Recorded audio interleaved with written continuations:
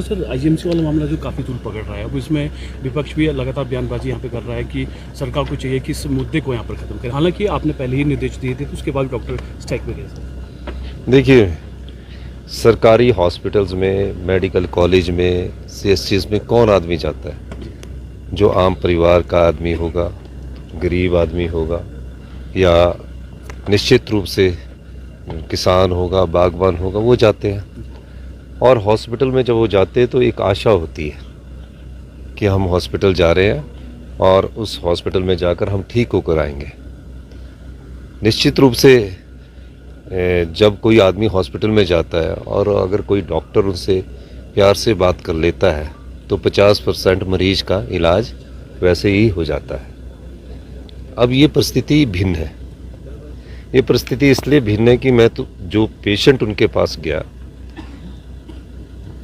Bronchitis का patient था, वो एक बेड पर लेट गया। और कई बार ऐसा होता है कि पेशेंट के पास खड़े होने की, बैठने की हिम्मत तक नहीं होती, वो किसी खाली बेड में जाके लेट गया। लेटने के बाद डॉक्टर साहब उनके पास आते हैं। डॉक्टर साहब उनसे बात करते हैं और ये कहते हैं कि अगर उसने, आपकी उम्र क्या है, जो मैंने उनके बीच में स्कफल और आर्गूमेंट होता हुआ देखा। डॉक्टर साहब चाहते तो वहाँ से बोलते कि ये मैं यहाँ से विड्रॉ करता हूँ, अपने सीनियर के पास जाके बोलता हूँ कि आप इसका बिहेवियर देख लीजिए। वो रिएक्ट कर गए और उन्होंने उस पर हाथ उठाया। हाथ उठाने के बाद उनका जो अग्रेशन था वो अच्छा नहीं था। और निश्चित रूप से जब अग्रेशन अच्छा नहीं होता है और उस पेशेंट को वो पीट रहे हैं तो वार्ड के और डॉक्टर्स भी देखते हैं और पेशेंट भी देखते हैं। और उसके बाद सरकार ने कहा कि ये बात गलत है। डॉक्टर को, जिनको भगवान के रूप में देखता है एक मरीज, वो अगर उस तरह की बात करते तो ये गलत बात है। उसके बाद डॉक्टर्स के खिलाफ कार्रवाई की गई। उसे उन्हें एसआरशिप से भी हटाया गया और उनकी नौकरी से भी उनको रेस्टिकेट कर दिया गया, टर्मिनेट कर दिया गया। जब मैं एमएलए था तो मैं एक दिन आईजीएमसी में भी गया था।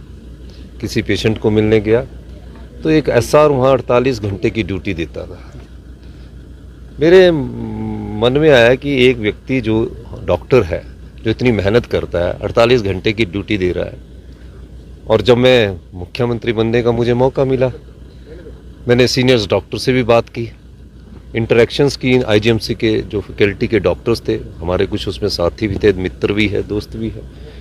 और उनके बाद मैंने कहा कि 48 घंटे की ड्यूटी एसआरशिप को नहीं चाहिए। हमने उसको घटाकर 12 घंटे किया ताकि वो स्ट्रेस फ्री रहे। और स्ट्रेस फ्री का मतलब है कि वो मरीजों से प्यार से बात करे। और उसके बाद उनका स्टाइफंड जो 65,000 से बढ़ाकर 1 लाख किया। ऐसा डॉक्टर नहीं आए मेरे पास ये मांग करने कि हमको 48 घंटे से 12 घंटे कर दीजिए। स्टाइफंड बढ़ाने भी नहीं आए। सीनियर्स थे। इंटरेक्शन के दौरान मैंने पाया कि डॉक्टर को स्ट्रेस फ्री होना चाहिए और इस ढंग से हमने नियुक्तियां भी उसमें करनी शुरू की और हमने 12 घंटे की ड्यूटी भी दी। उसके बाद भी वो डॉक्टर इस प्रकार का बिहेव करता है, जो बड़ी चिंताजनक बात है। यहाँ ही बात खत्म नहीं हुई। फिर मैंने कुछ डॉक्टर एसोसिएशन से मुझसे टाइम मांगा और कहा कि मैंने उनको कहा कि मैं अभी जा रहा हूँ, 27 तारीख को मैं आपको मिलूँगा। 27 तारीख के शाम को मैं 5 बजे आपको समय दूंगा या 28 तारीख को दूंगा। नहीं, हमें तो अभी मिलना है। फिर मैंने उन्हें संदेश दिया कि मैं अभी नहीं मिल सकता। फिर मेरे कुछ आईजीएमसी के जो सीनियर्स डॉक्टर, उन्होंने मुझसे अनुरोध किया कि आप इनसे एक बार मिल लो। वो मेरे पास आए सर। मैंने उनको बोला कि जो क्लिपिंग आपने दी है और जो आपने लिख के दिया, मैं उसको री इंक्वायर करवाऊंगा। जब मैंने उनको री इंक्वायर की बात कह दी तो उसके बाद स्ट्राइक पर जाने का क्या औचित्य था? उसके बाद स्ट्राइक का जाने का औचित्य नहीं था। मुख्यमंत्री जी आपसे कह रहे हैं, मैं चाहता तो मैं बोलता कि आप हेल्थ मिनिस्टर से जाके मिलिए। मैं चाहता तो सेक्रेटरी हेल्थ से भी जाके मिलिए। मैंने क्यों कहा? मैंने बोला ये डॉक्टर भी मेरे परिवार के सदस्य हैं, मैं इनसे मिल लेता हूँ, उनको समझाता हूँ।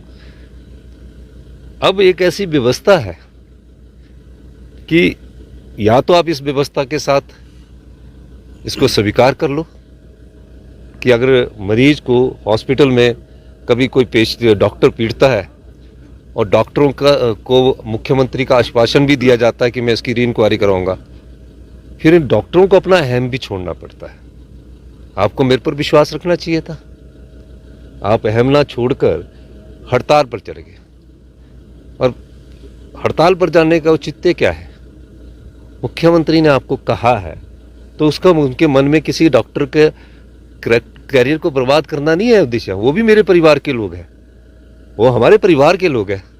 लेकिन क्या आप जब मुख्यमंत्री जी की ही बात नहीं सुनना चाहते और आप हड़ताल पर ही रहना चाहते तो क्या कर सकते हैं? उसमें कुछ कर सकते हैं? और पूरे प्रदेश में मैं उन डॉक्टरों का धन्यवाद करना चाहता हूं कि टांडा के एक डॉक्टर एसोसिएशन, उन्होंने बहुत अच्छा कहा कि हमारे डॉक्टर ने गलती की है। अब अगर गलती ये बार बार हॉस्पिटल्स में होती रही तो मरीज तो बेचारा कोई आएगा नहीं। पैसे वाले मरीज तो बड़े बड़े हॉस्पिटलों में चले जाते हैं, जिनके पास पैसा होता है वो तो बड़े हॉस्पिटलों में जाते हैं, आम आदमी आता ना। तो थोड़ा डॉक्टरों को समझना चाहिए और निश्चित रूप से उन्हें अपना अहम, यंग है, पढ़ रहे हैं, उनको उसको त्यागना पड़ेगा। और मैं एक कह देना चाहता हूँ, हमारे लिए डॉक्टर हमारे परिवार के सदस्य है और जो मरीज है वो भी हमारे परिवार के सदस्य है। अगर वो चाहते हैं कि आगे कुछ बातचीत हो तो कल वो सारे डॉक्टरों से मेरा अनुरोध रहेगा। मैं आपका परिवार के मुखिया होने के नाते ये बोलना चाहता हूँ कि आप कल से अपनी स्ट्राइक कॉल ऑफ करें और ज्वाइन करें। और मैं ये भी कहना चाहता हूँ कि मैं आईजीएमसी के सीनियर डॉक्टर्स को बुलाऊंगा, उनसे चर्चा करूंगा और जिस इंक्वायरी पर उनको सस्पेंशन हुआ, दो प्रकार से उनका, एक एसआरशिप से उनका निकाला गया और एक उनको नौकरी से निकाला गया। सरकार की कई प्रकार से रिव्यू होती है, इसमें कोई ऐसा नहीं होता। एक बार महसूस करता है, डॉक्टर भी महसूस करता है, सजा मिलती है, दुख होता है, उसके बाद आगे बढ़ा जाता है। ये नहीं है कि किसी चीज़ में रिजिड ही रहना होता है। तो इस दृष्टिकोण से उन्हें पहले स्ट्राइक कॉल ऑफ करें। और मैं और डॉक्टरों से भी कहना चाहता हूँ कि आप अपने ध्यान दीजिए, आपकी प्रोटेक्शन का दायित्व भी मेरा है। जो लोग उन्हें थ्रेट करते हैं, डॉक्टर्स को, जो लोग उन्हें डराते हैं, उनको सुरक्षा देना मेरा दायित्व बनता है। वो भी मेरे परिवार के सदस्य है। तो इसलिए मेरा ये अनुरोध रहेगा कि आप घबराइए मत। डॉक्टरों के साथ सरकार किसी एक व्यक्ति के साथ नहीं होती है। सरकार हिमाचल प्रदेश की 75 लाख जनता के साथ है। पर जब गलत होता है तो सरकार का ये दायित्व बनता है कि गलत को गलत नहीं कहना चाहिए। आज वो गलती के लिए स्ट्राइक कर रहे हैं। वो पेशेंट उस डॉक्टर का भाई होता तो क्या डॉक्टर स्ट्राइक करते? कोई ना कोई, हम सब लोग एक दूसरे से जुड़े हुए, छोटा सा प्रदेश है।